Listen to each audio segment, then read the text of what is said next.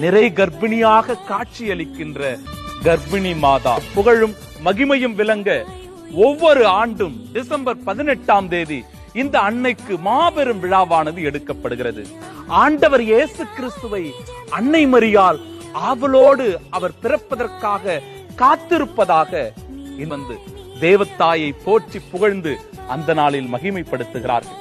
சொல்ல போனால் நிறைமாத கர்ப்பிணியாக வீற்றிருக்கிற அந்த தேவத்தாயிரிடத்தில் கர்ப்பிணி பெண்கள் திருச்சுரூபமானது வைக்கப்பட்டிருக்கிறது. வேறு எங்கும் உலகத்தில் இப்பேற்பட்ட சுரூபத்தை நாம் காண முடியாது.